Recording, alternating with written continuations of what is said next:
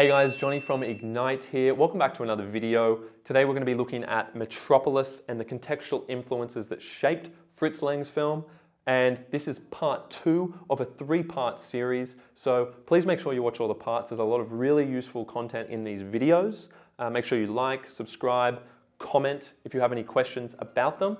And also make sure that you check out our HSC English resource platform at ignitehsc.com.au. But without further ado, let's get into part 2.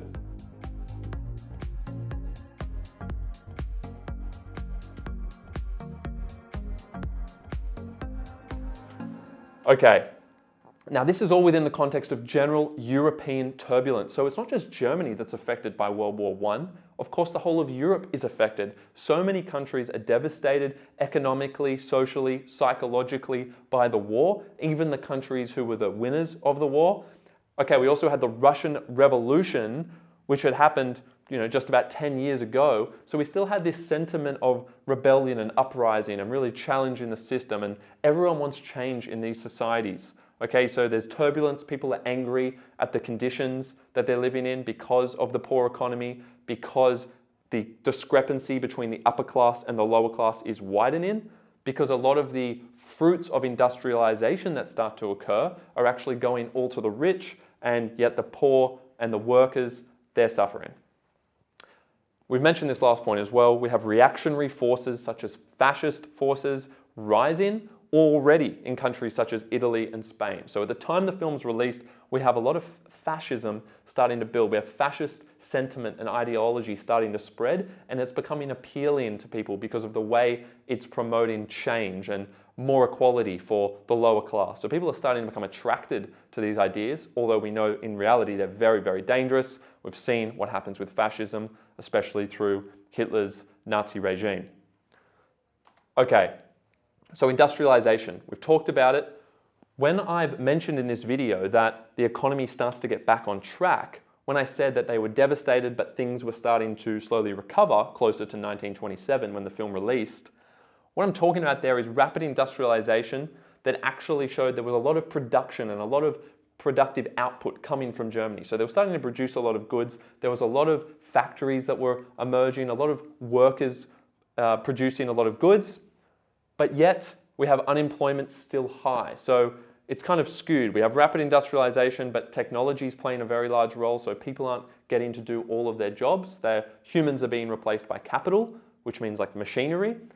And class inequality is worsening because whilst we have rapid industrialization, whilst we have all these people working in factories and producing lots of goods to stimulate the economy, they're getting paid, the people actually doing the work are getting paid very little, and yet all the fruits, all the benefits of this production and this industrialization and this kind of new city that is being developed, all those benefits are going to the upper class. So there is a very unequal divide here. So the class inequality is worsening, and that should definitely resonate with you if you've watched the film, because you actually see a visual or physical stratification, that is a separation of the upper class and the lower class. The workers work deep down in the underground, in the workers' city, and the upper class elite kind of like frolicking naively in the meadows, so to speak.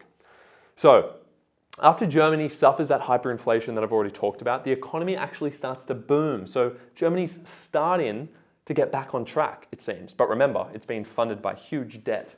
So it might look like Germany's in a really good way because they borrowed all this money so they can pay off all their debts to other countries, but they actually have a huge amount of debt now with the US. So there's kind of these unstable foundations to the appearance of prosperity that might be there. So remember, they might be looking like they're getting back on track, but it's funded by a huge amount of debt, which is a risk. We also have the unionization of the workforce. So we have labor movements. We had the American labor movement and the rise of unions emerging, and that was catching on in Germany because people were wanting to fight against those horrible working conditions that they were suffering in Germany, right? Remember, we have rapid industrialization, but the big cost of it is the conditions in which the workers are actually working. So we have unionization due to oppressive working conditions. And what is the consequent perception of technology? Well, obviously, it's offering a way out of the economic devastation that was in Germany. It's offering a way out because it's saying if we can industrialize this economy, if we can grow it, everyone's going to be better off. We can produce more goods and make more money, and the economy will be in better shape. And yet, remember, technology was the very reason they were in this mess, because what is basically the mechanism by which a war occurs or is facilitated? It's technology. It's all the new machine guns and all the weapons that were produced for the sake of the war. They're aspects of technology which are destructive. So we have these ambivalent attitudes towards technology that are emerging, and that's a very key phrase that I would use in an essay, that there are these ambivalent attitudes and that technology can be seen as a mode of destruction, but also as a mode of recovery or as a mode of restoration. So there's this kind of paradox there about technology. It can get you in a lot of trouble, but it can also potentially get you out of trouble. But remember, if it gets you out of trouble, at what cost is it? Is it going to worsen the lower class? It seems so in the film. So, women's rights, only a couple more points here. Women's rights and the masculinization of women. Who do you think worked while the men fought during World War I? If all the men have gone off to fight the war, women start taking up men's roles, or the traditional male role in a lot of jobs. And moreover, when the war ends, we have the Weimar Constitution of 1919, and that actually espoused notions of equality in education for the sexes, equal opportunity, and equal pay in the professions. So these are really great initiatives and great progress that came from the Weimar Constitution. But the one thing that you're going to see in the film is that it actually threatened man's perception of masculinity. They thought that women were becoming masculinized, and actually men were feeling threatened by that and quite insecure by that because they're losing their traditional role. So a lot of men in this society are feeling quite displaced while women are earning more rights, and that is also causing a lot of social disruption, social upheaval.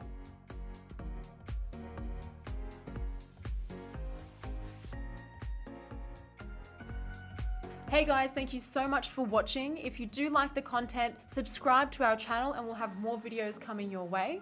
That's right guys, thanks for watching, and please make sure you check out our online resource database. We've had a team of state rank achievers and heads of English put these together for you, covering everything from essay structures and examples all the way through to craft of writing and comprehension skills. So check them out at ignitehse.com.au, and we look forward to seeing you in the next video.